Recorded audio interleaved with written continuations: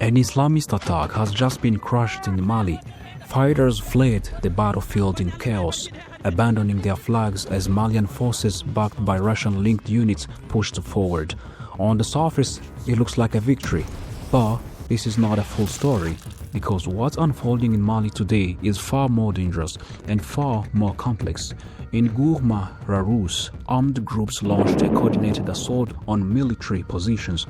After initial clashes, Malian troops responded with a counter-offensive, forcing militants into retreat. Some ran, some disappeared into the desert, and some were left behind. Among them was a young fighter, just 21 years old. His unit had collapsed. His commander had fled. He tried to escape, but was captured. His story is now being used to send a message of control, a message that the government and its allies are winning. Russian-linked sources are already projecting momentum on the battlefield. But in modern warfare, what you see is not always what is real, because behind this apparent victory, something more dangerous is growing. For years, armed groups in Mali fought each other, different ideologies, different goals, but now something has changed. Former enemies are joining forces. On one side, separatist movements like the Azawad Liberation Front. On the other, extremist groups linked to Al-Qaeda, once divided, now united, not by belief, but by common enemy. This is not random. It follows a simple rule of conflict. The enemy of my enemy becomes my ally. Separatists want independence in the north. Extremists want to dismantle the state entirely, but for now they are fighting together, and that changes everything. The attacks are no longer isolated, they are spreading from northern strongholds to central regions and even toward the capital.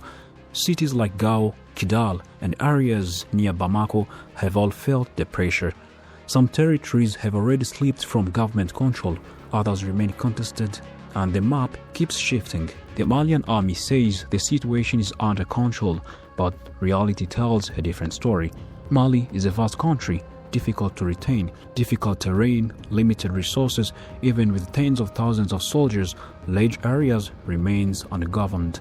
And the enemy is not one group, it is many.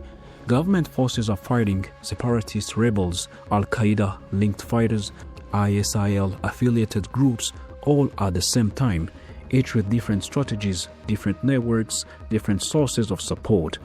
For years, France has led military operations here, but after nearly a decade, they failed to stabilize the country. The mission ended, and France withdrew. Then came a new partner, Russian mercenaries, now rebranded as the African Corps. They were expected to bring control to turn the tide, but the violence did not stop. In fact, in many areas, it intensified. Different partners, same outcome. Territory is still contested, attacks are still happening, and civilians are still caught in the middle. This war is not just about weapons, it is about conditions, poverty, unemployment, lack of opportunity, a generation of young people with no clear future. For many of them, joining an armed group is not about ideology, it is survival, food, money, belonging, and that makes this conflict harder to stop, because even if one group is defeated, another will rise. At the same time, another battle is unfolding, not on the ground, but in the media.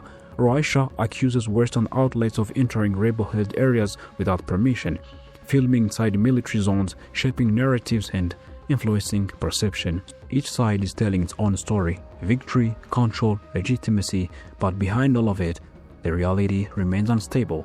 The government faces multiple challenges: maintaining control, fighting armed groups, managing alliances, and responding to growing instability, all at once. And now, with former enemies working together, the balance is shifting. What was once fragmented is becoming coordinated. What was once local is becoming national. So, the real question is no longer can Mali defeat these groups. The real question is, can it keep up with the conflict that keeps evolving? Because this is no longer just a fight for territory, it is a fight for stability, for control, for the future of an entire region. In Mali today, this is not just a war, it is a system under pressure, and if it breaks, the consequences will not stay within its borders.